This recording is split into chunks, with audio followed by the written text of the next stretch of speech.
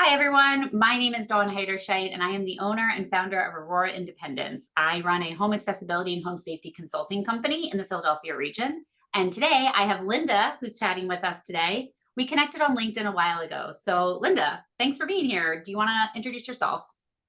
Yeah, thank you. So we did connect on LinkedIn with some shared interests. I'm based in Kansas City and started just posting about how to help your parents as they age and connected up with Dawn. And I've just really enjoyed learning from her. So I'm excited to do this. Yeah. That brings me up to the idea when we connected on LinkedIn. I saw that we had so many great, or you had so many content topic ideas that you chat about. Can you tell me a little bit more about your work and the process that you are following on LinkedIn? Yeah, so I'm a physiatrist by training, which is a physician that specializes in rehabilitation. And I just started thinking about all of the questions that family members have asked me, the challenges that I see in my role working for a payer. And I thought, you know what, I'm just going to start sharing this because if people are asking me this question, I'm sure other people have the same question. So I just really started writing just for my own enjoyment, and it has been such a great experience. It has. I've enjoyed what you've written a lot. Thank you. Well, so tell me though, what I've learned from you is all of the options that are out there now to help people age in place. So can you just talk a little bit more about your business and what you do? Yeah. So I work with individuals who are living in their forever homes, whatever forever home means to them. And I want their space to kind of work for them, again, whatever their definition of forever is. I think that people should be allowed to live in those homes regardless of their age and their abilities. So I really like to focus on the functional living solutions that are kind of possible that pair the beauty with also the function that people have. In my industry, we call it aging in place. And that can kind of be a little controversial sometimes because people will say, like, I'm not disabled. And I think it's important to really add the fact that from an industry perspective, we think of aging as in place as just the plan to stay in your home for as long as you'd like, not the plan for people who have problems. So it's really about finding the budget, changing the conversation, and finding that bridge between what the industry is calling aging in place versus what clients think of when they hear aging in place. So I guess that brings me into the idea of, as a physiatrist by training, have you noticed any kind of trends in the older adult population that should be recognized in regards to like falling or lack of resources or concerns about where to age even? You know, it's been interesting because I think we're still learning in our post-COVID world all of the impacts that that had. Mhm. And one of the trends that we saw when we really started looking at the data from our Medicare members is a real spike in people falling and actually having injuries and breaking bones. And I think, when we take a step back and we look at what has happened, people were staying home. They weren't going to their exercise programs. They weren't doing their normal community activities. They weren't going on walks with their neighbors. I think they really had some deconditioning that then translated into balance issues and falling and having these injuries. And I don't think, at least we didn't think about that proactively during COVID as well as we probably could have and how to solve for that. Yeah. Um, yeah, so I mean, I think that's still people are still afraid to go out, and it's still a challenge that we're facing. And so we'll see, but we do have some strategies to try and address that. But in thinking about falling at home, um, and you probably see all different variations of home safety issues. What are some easy things people can do to reduce their risk of falling? Yeah, I think the points you brought up are great, and I get this question a lot. So one of the first things I recommend is organization. We have a lot of stuff, right? Some people call it clutter, but I just call it your precious items because it's the things that you've collected over your lifetime that mean something to you, but they turn dangerous when they're in the way or when they don't create space for us to walk through with a walker or a cane, or even just like if our dog is following us and the narrow passage is there and our dog gets in our way because we both need to fit in this small spot. So, organization is the number one thing. The other thing I try to do in regards or in connection with that is making sure that walkways end up being at least 36 inches wide at the minimum. That's because it allows you to have assistive devices or a second person with you or your pet or anything like that to walk through that space. It includes spaces between like furnitures and count corners and things like that. It's really important. If you have to pull out your yardstick, kind of measure it, get an idea of how much space you actually have. I also think that really well placed handholds. So I don't love the idea of furniture walking, but if somebody is walking by and they at least have a dresser to hold on to versus like the wobbly IKEA lamp, that can make a big difference. If you're finding that you're like holding onto furniture a lot, you probably need a mobility device, or it would probably be beneficial to look into one or balance training. So for the most part, it's organization, wide walkways, and really smart handhold options, whether it's devices or furniture. Those would be the first things I'd recommend. So you were kind of volleying the questions back and forth, and I love that. So you mentioned with your members on the plan. So I know that with Medicare Advantage plans and other benefits, they have other benefits to support their members. So what are you seeing in this space that Medicare Advantage's plans are offering? Yeah, I think we have seniors now who have aged up through being very comfortable with cell phones and iPads, different devices. And so there's a lot of work happening in the what we call the digital space right now, that are really creative, and members are actually really embracing that because they have grown up through an era that we're comfortable using technology. Um, and there's a lot of options out there, but I think, we're doing things beyond the silver sneakers where we pay for a membership. So we've got a program that helps people work on balance. And we've got different, in-home therapy and exercise programs that are out there, and ways for members to actually assess their needs and then tap into the benefits that would really help them. But I think the challenge is people sign up for a plan and they look at this great list of things that they can do, and then they get busy with life and don't actually, something happens, right? Maybe they had that fall and they forget that they have all these options with their plan. So Yeah. for anybody who has a Medicare Advantage plan, I think my advice is to really keep an eye on those benefits because we tend to forget over time. It's so true. I actually see that a lot with a lot of my clients. Sometimes I tell them to pull out their little booklets and we'll look at it together sometimes. Be like, did you know that you get this monthly benefit that you can go to CVS and purchase like your Depends? Because some of the plans have that. And a lot of people Yeah, are, wait, what? And you're like, yeah, this is why you're paying for this. Like, exactly. I mean, we just forget, right? And it's not just an insurance thing. There's lots of things we forget we have access to just in general. But I think the thing that, I've been out of practice for a while, but some of the posts that you've had around all of the new technology, and it looks so pretty. It doesn't look like a handicapped unit. So what are you most excited about that you're seeing with innovation?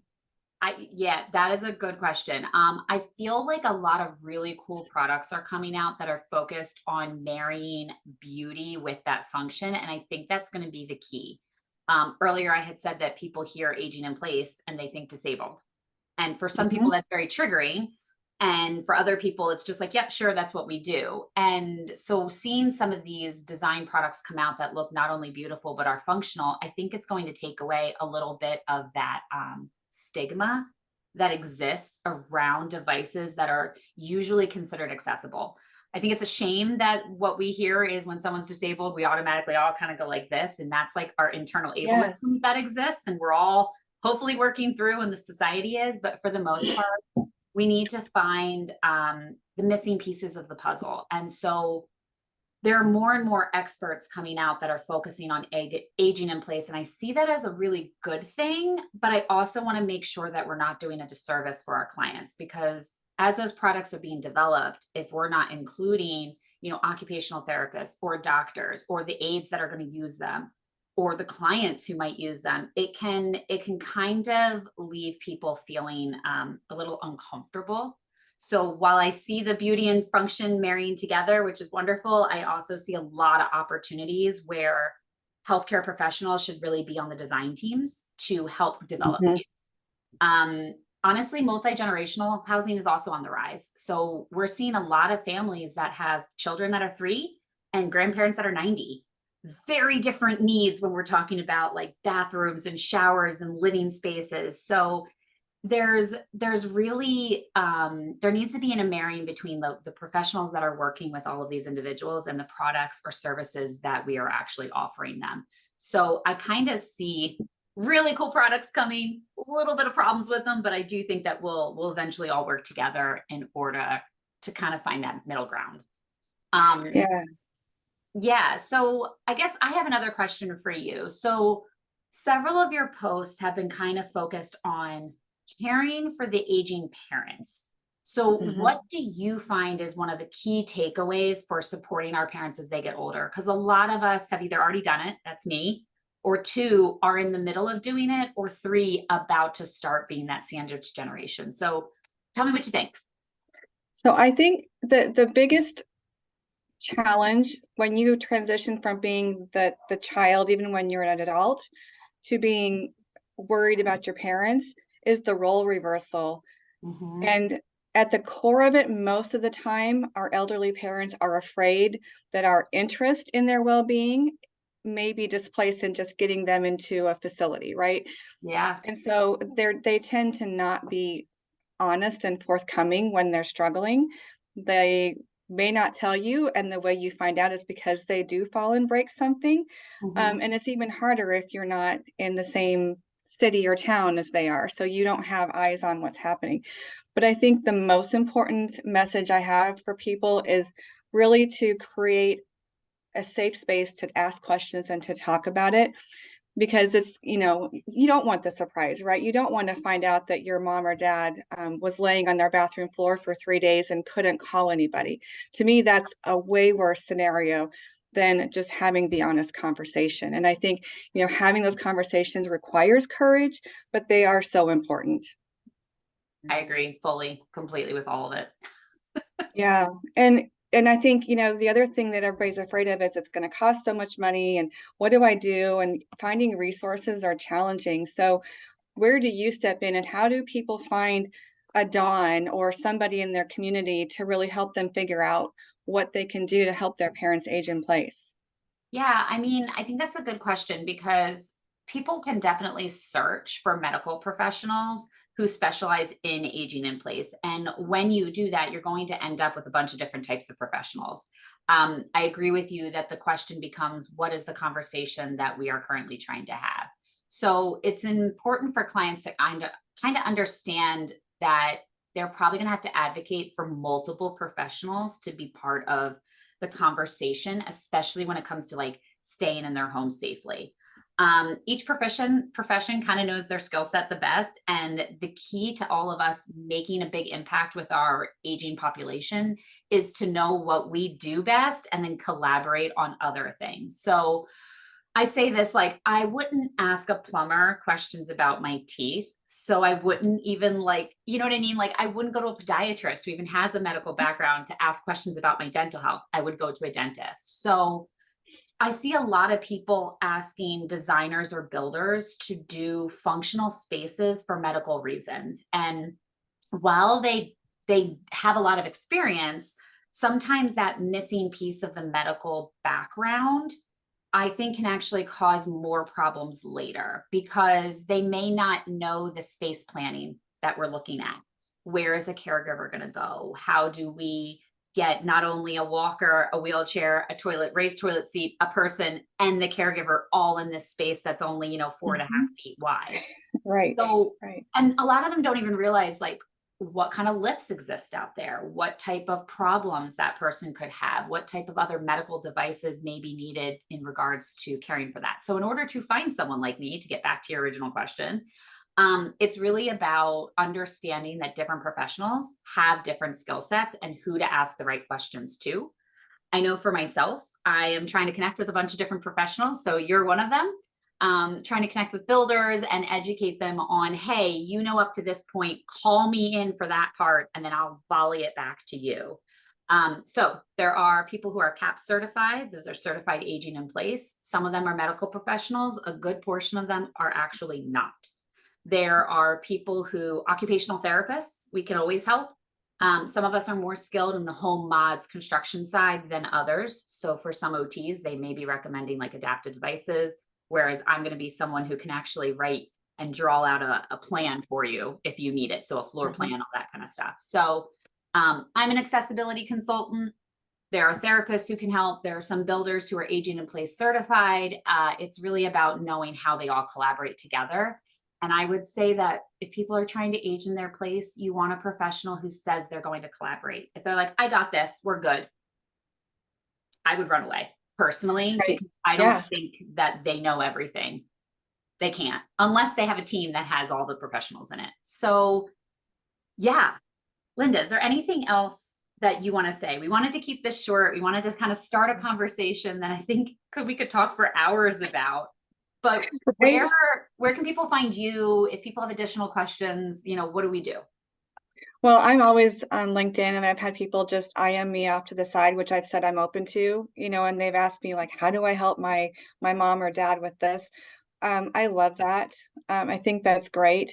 And I think, the other piece that you do a great job of is telling people how do they know that they're getting legitimate help? Because the other piece, which I probably should talk more about, is that Medicare members are so exposed to fraud and scams that they rightfully so don't trust people. Yep. And so, knowing who to ask and how to validate this person's expertise, I think is really important. But I've learned so much from you, so thank you. Same. And I agree with you. I think that one of the things we are trying to do right now is work on health literacy.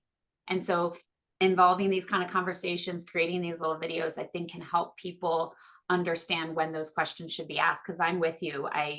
I'll go into a client's home, and the 20 minutes I'm there, they get 20 phone calls and it's all scams. Yeah. Every single one. Yeah. So it is, Yeah. that's a big point. Um, Yeah. so for everyone else who's watching, thank you so much. I think we're going to leave it there for now. If you have questions or concerns, Linda and I will provide a little bit of contact information so that you can reach out if you need to get a hold of us. Awesome. Thank you so much for doing this. This was a highlight to my day. I agree. Thanks, Linda. All right. Bye.